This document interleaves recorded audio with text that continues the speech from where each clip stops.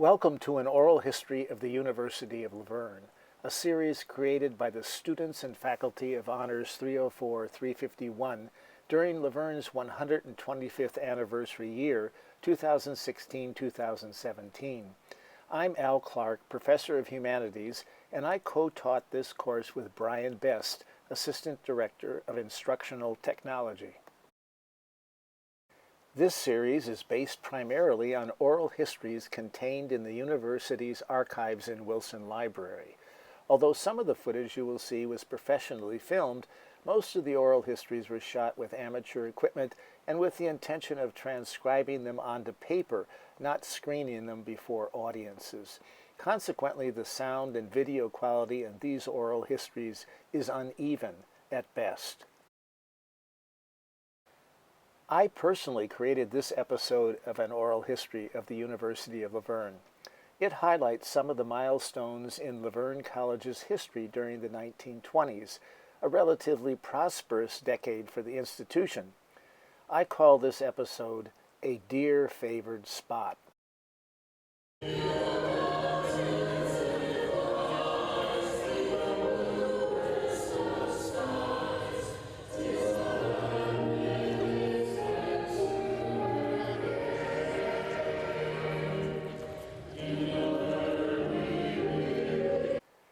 After the Great War ended, the collegiate students at Verne College began to differentiate themselves by developing traditions such as the Alma Mater, created by two members of the class of 1921, seen here. Even before that, they created the gargantuan L on the mountainside above Laverne. On a good clear day, you can still see the L on the mountains north of Laverne. George Hollenberg, the class of 21, had the idea for this letter, billed as the largest in existence. In fact, it is over 300 feet from the top. Look at individuals in 1919 who came up here from about 4 miles straight across there. You see the tents? They came straight up the side of the hill, and they used mirrors. They had a couple mirrors up here, and down there exactly where the Wilson Library Learning Center is, they had a couple mirrors, and they were, I guess it was probably 1 flash for right, 2 for left, 3 for that looks pretty good. And they directed those hardy individuals who came up here and told them exactly to put the L in 19. I heard George Hollenberg, who wrote the Alma Mater, told me that story. I was interviewing him one day, and he told me the story about the mirrors. Yeah. And he said they hiked up, they camped in Brown's Meadow, which is on the other side. Then they came up here with sheets, and they laid the sheets out, and then the people down there did the mirror bit, you know, signal back and forth, yeah, so they get it positioned. And that's why it is actually exactly right straight with the college. One's plaque that says class of 1919, the L. The L is located on a hill that actually has about 20 feet across as a crest, as a saddle, and then it drops off precipitously. And then on the other side there's a meadow. Up on the very top of the L, on the center of the L itself, is that plaque. Oh. It perfectly marks where it starts. And so that's the way we used to find it. The Laverne College seal, a modified version of which can be seen at the main entrance to Founders Hall, was also designed in these years, as was a now almost forgotten college song called Guide of Laverne. The college seal, here partly rendered on the west steps of Miller Hall, was designed by Isaac Funderburg, later president of the college, and Harper France, later professor of chemistry. The decade immediately following the cessation of fighting in Europe in 1919 was good for Laverne, even if this view of Miller Hall from Gladys Muir's first book makes the place look a little dreary. Well, those were exciting days and boom days for the college, really. Big time. The old hotel building, which had housed the college from the beginning, could no longer stand the gap. As the new buildings were built, the campus moved a block to the west. The first of our present buildings, Miller Hall, was a women's dormitory occupied in 1918, named after one of the college presidents, Dr. S.J. Miller. The next building was the gymnasium and the football field in 1921. I had the privilege of attending the academy in the year 1921 and 22. This was my freshman year in high school. Then I left there and finished in a public high school and returned again in the 20s to the college. Graduated from Academy in 1923. And I believe we graduated, our graduation exercise was in the gym. I think it probably was. A lot of events I noticed were held in the new gymnasium. Yes, I played a piano solo. Although these were boom times for the college, there were also times of theological and financial disagreement. President Miller, who had overseen the construction of the women's dormitory that would bear his name, resigned in 1921 when the trustees insisted upon a statement of doctrine. He was tolerant and liberal in his views and thus resisted the growing pressure from fundamentalism. His successor, Isaac Funderburg, an alumnus and professor of sociology and pedagogy, resigned after 2 years in 1923 following a dispute with the trustees over discontinuing the academy. Funderburg wanted to end the high school instruction in 1923-24, but the trustees wanted to keep the academy's roughly 90 paying students. When Funderburg resigned during the spring of 1923, the trustees asked J.B. Emmert of the Bible department to act as president until a replacement could be found. During his short term as president, Emmert hired Kevork Serafian to teach modern languages.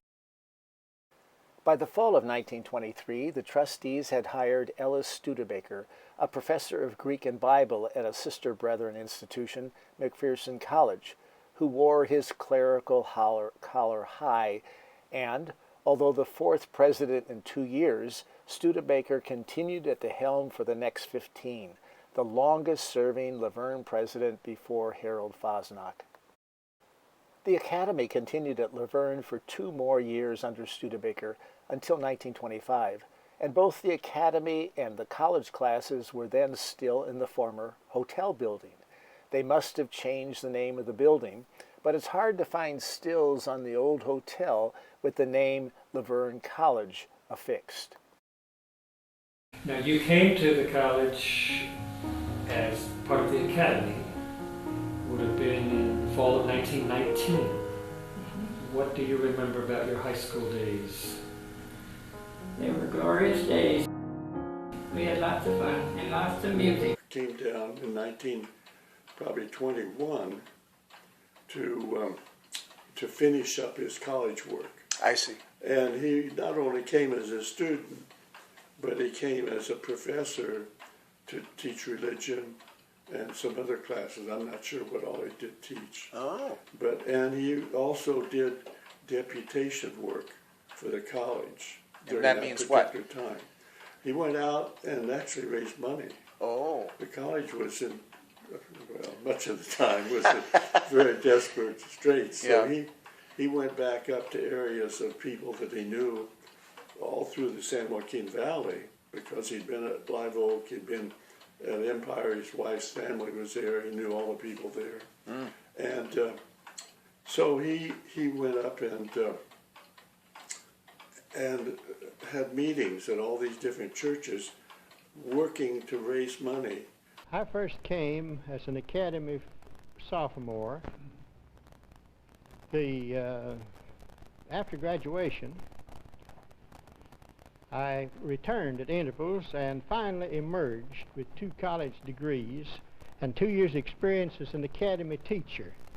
They were living in the old hotel building, and there are many stories they told in that old hotel building. Wow, do you remember any of those? I can remember at the alumni banquets, everybody getting up throughout the years and telling about the stories about escapades and all of that kind of deal. So it was a lively bunch. And So what was the old hotel like in its dotage when the upper levels were used to find replacement parts for the habitable floors? Who lived there? And where were the classrooms and offices? Because it was enjoyable all the time. When I was in that old building, and our classes were delightful, and I remember many of the teachers, and Gladys Muir was my Latin teacher, and Gladys Muir was my history teacher when I was a junior, and I enjoyed Gladys Muir very much. We had a little room in the hall, there were bookshelves, it wasn't a very big room, and that we could put our books on. So we had to put our names on the shelf in the old building. The old building? Oh, that was elegant. Because those two stairways, because the stairs went up a little ways and then there was a little landing. You walk across this little landing. So that made, what do you call it, the baluster? Banister? The banisters then had a curve, and so it grew graceful. And the steps it was wide.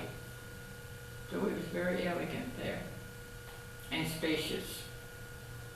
And of course, when I was going to school in that building, the president's office, as you entered, was the left, and there were 2 rooms there.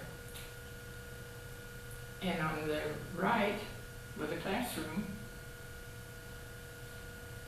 and on around the corner, Gladys Muir's room. Do you know where the library was? It was that circular, how do you describe it? The round room? The round room, yes. And upstairs it was the art room, that circular room. Because in those days, China painting was the thing, you know. And oh, they made such beautiful pieces, beautiful artwork. And that was called the art room, too. So the ground floor of the hotel building included the auditorium, dining room, and kitchen in the western section, about where the College of Business and Public Management is today. On the corridor to the east were Miss Muir's classroom and this chemistry lab taught by Harper France, who is standing at left in the 3-piece suit. His chemistry students are using gas burners, and most of them seem to be wearing protective aprons, but no eye protection. There seems to be shelves of chemicals stored in glass bottles in elegant wooden cases. There is an oven with a chimney to the right behind France, and a distilled water in a large container behind and left of him. There is a bare incandescent light bulb providing illumination in the upper right corner of this photograph from the centennial history of the university. In this close-up of some of the chemistry laboratory stations, one can see the water faucets and the gas jets, as well as the sink running the length of the lab table. This shot shows just how crowded France's chemistry lab was, and also that there were more women working with chemicals than men in this glimpse from about 1923. Notice that the chemistry lab included a calendar for the year and a table of weights, as well as what appears to be a shower for emergency spills, but no visible periodic table of the elements. The ground floor of the administration classroom building also included this biology classroom, which appears almost bare compared to the chemistry lab. There are bottles and cases on the far wall, impossibly chalky blackboards, a single open light bulb, and some wooden tables and chairs seen throughout the building. The star of the architecture is the molded former fireplace in the middle back wall, which appears to have been reduced to the duty of supporting a case of specimens in glass jars. But the star of the specimens is the skeleton known as Pedro in the back right-hand corner. This real human skeleton, prepared by Laverne students themselves, was used for many years by the biology department, but now is in the university's cultural and natural history collections in the Jaeger House on 2nd Street. Somewhere near the biology classroom, no doubt, was this cul-de-sac of natural history specimens. Except for the horse skeleton on the left, all of these are still part of the collections in Jaeger House. This nook also provides a glimpse of the wooden floor, paneling, and doors of 1888 Hotel Elegance. Note the double doors to the right of the saber-tooth on the right. That Smilodon californicus is still the most prominent item in Laverne's natural history collections today, and is today prominently displayed in this natural light blessed case on the 2nd floor of Abraham Campus Center. It was given to the college by J.Z. Gilbert in 1916 for the 25th anniversary of Lordsburg College. Gilbert had been one of the earliest and most prominent excavators of the tar seeps at Rancho La Brea.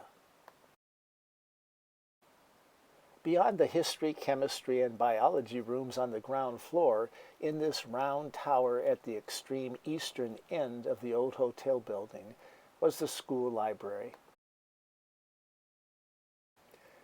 Note the windows with natural light streaming in the background, including the signature 12-pane windows near the ceiling, one of which is currently on display in Le Faitre Foyer.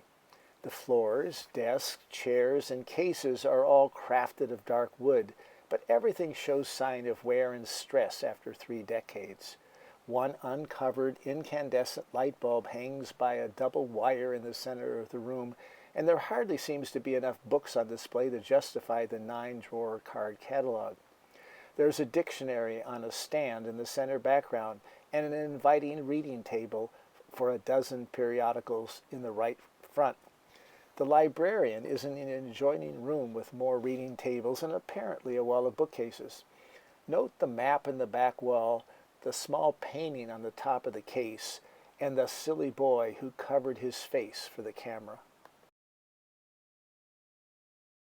The ceiling in the library room tells a story of cracking, sagging, water damage, and electricity added when the new technology arrived in Lordsburg during the first decade of the 20th century. It also emphasizes the importance of high ceilings in warm climates. A close-up of the second library room reveals that a student library clerk is at the desk guarding the impressive volumes behind and maintaining order and silence in this chapel of knowledge. Change would soon be on the way. The climax and conclusion of this period it was occupied in the fall of 26 and dedicated during a driving rainstorm on February the 13th, 1920. Yes, and Founders Hall was dedicated 2 years before I came to college, in 1927. But for some reason, we happened to be there. My parents had driven over in our old Ford. I'm sure it didn't have any curtains or anything for the dedication. And it was in the wintertime, and it rained very hard, so we couldn't get home. I think it was on Sunday, was the dedication. So our dear friends, the Rensburgers again, squeezed us into their home to stay all night. Wow. And then we drove home the next day. 1926, October 1926, didn't we move to Founders Hall? Our picture is in every book because my senior class was the last one in the old auditorium. And so we moved to Founders Hall in the fall of 1926. Then we graduated in 27. An exercise in the auditorium there. I assume it was in the new auditorium because Yeah. then that summer or the next winter they tore down the hotel building, the college Yes, building. yeah, but that building was new and we just thought it was really great. Well, it was. From the top 27. After this, the old hotel came down, only now a shrine of memory. Like the hotel building, the new Founders Hall contained all of the college within its walls, except a gymnasium, women's dormitory rooms, and the campus dining room. The gymnasium, which had served as an auditorium from 1921 to 1926, relinquished that function to the new auditorium in Founders Hall. The president's office, business office, and other administrative offices were on the main floor, in space across from what is today Morgan Auditorium, occupied today by the History and Political Science Department. A large safe still occupies the west wall of Dr. Richard Gelm's office. The college library was at the west end of the same corridor, with classrooms, a biology laboratory, and offices in between. The terrazzo flooring, wooden molding, wooden doors with translucent glass, and transom windows above the doors, all hail from 1926, 90 years ago. Music occupied Founders Hall 21, as it does today, with chemistry, biology laboratories across the hall and in the depressed corridor under the auditorium. The rest of the building contained classrooms, offices, and closets, with major storage areas under the north, east, and south steps. Chemical reagents were kept under the back steps to Founders Hall. Boxes of La Brea bones could be found under the north steps.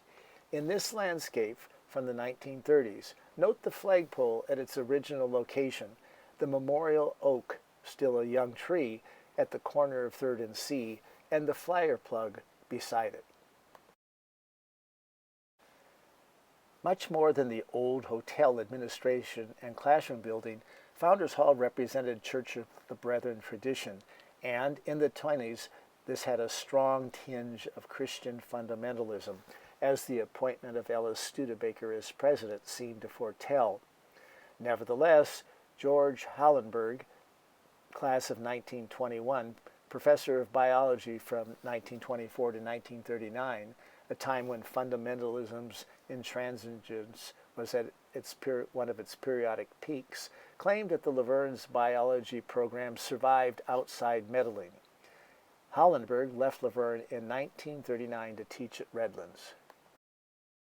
It's outstanding with the controversy between science and religion as it relates to that long-worn problem of evolution. Fortunately, the church leaders, at least most of them, and the college administrators and the trustees were men of broad vision, and they began to appreciate the fact that perhaps, after all, the evolutionary concept was a more reasonable. While biology may have been an emphasis in the 1920s, music was a strength during that decade, as well as in the preceding 30 years and for the half-century afterwards. In order to graduate from the piano department, we each had to give an individual recital. That was our junior year in the piano department. Then when we became a senior in the piano department, we gave a group recital and graduated from the department.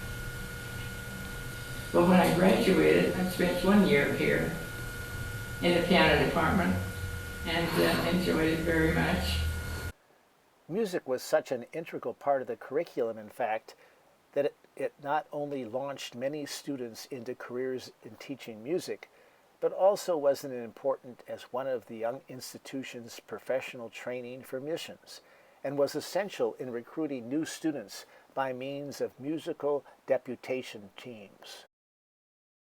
Academy days, the foreign missions was the thing with the Brethren Church. Everybody belonged to the mission band. Of course, I did, even when I was an 8th grader, in the mission band. And we had, in those days, the mission band is the one that had the deputation teams. There was usually a quartet, and go to the local churches around here. Then a little later, the deputation teams, and when we were over in Founders Hall, had a regular committee that would get people together and train them and so forth. So I was in once when we went to Arizona, and when it went up north. Despite the popularity of mission work at Laverne, as the post-war years transitioned into the 1920s, Laverne was then, as now, seen as a teacher training institution. 3 Laverne students featured in this documentary, Lois Miller, C. Ernest Davis, and George Hallenberg, even stayed or came back to teach at their alma mater. However, high school and college students in the first and second decades of the 20th century were often hired to teach on the basis of academic courses they had completed, not after formal teacher education. It was not until 1927, the year that Lois Miller graduated from Verne College, that Laverne was first approved to provide teacher education, and then strictly in conjunction with the University of Southern California. In 1927, the United States was enjoying the aftermath of World War I, an economic boom, and dramatic changes in fashion, music, and the arts. The University of Laverne's teacher credential program was approved by the state of California. And Dr. Kevork Sarafian, professor of languages and professor of education at Laverne from 1923 to 1948, was instrumental in developing the formal teacher education program at Laverne, a field for which Laverne has been known for at least a century. There's a family connection for me getting to Laverne. It started with my grandfather, who began as a professor in 1923. So he started that out. Since then, there have been 9 people in the Sarafian family who have attended Laverne. And of course, Kevork's 4 children went here, and then some of the grandchildren went here. And currently, my son's attending here. So that's number 9, Nathan Keeler. Wow, wow. Kevork, and it means George, Oh, Armenian. Oh. So 23, he started here. He was working on his dissertation at USC, and that proved beneficial for University of Laverne, because the University of Laverne Education Department started with an alliance between USC and Laverne. Students did most of their work at Laverne, but they needed 6 units to gain the accreditation umbrella of USC. Ah. And so Kevork was at USC, and he was actually teaching there in the summer in their education program. He was in front of them getting a degree in higher education. And so he became the lead person coordinating that with Verne College and USC. And so that alliance existed from 1927 to 1929 when Kevork gained his degree. Then Ellis Studebaker flipped around and said it's pretty hard for our students to go to USC for those 6 units. And an alliance started with the Claremont Graduate University, then under a different name.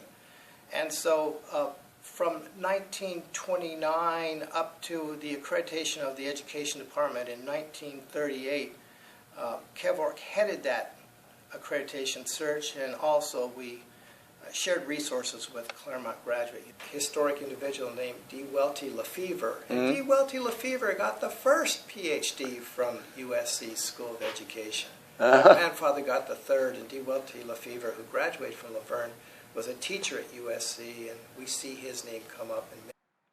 In preparing this video, I want especially to thank Brian Best, whose technical help is always useful, Bill Neal, whose films were used in excerpts throughout this production, as well as the many people who I interviewed as part of my oral history project. I want to thank the Wilson Library Archives and Special Collections for allowing me to use clips of a number of the films in their collection, particularly those by Bill Neal. And I would like to thank all those many people who sat for oral interviews, particularly the ones used here: Mary Hunter Bowman, Chuck Davis, and Dr. George Keeler. Finally, I want to acknowledge that a number of the photographs from this production were taken from a number of books in the library, including and especially those by Herb Hogan and Gladys Muir.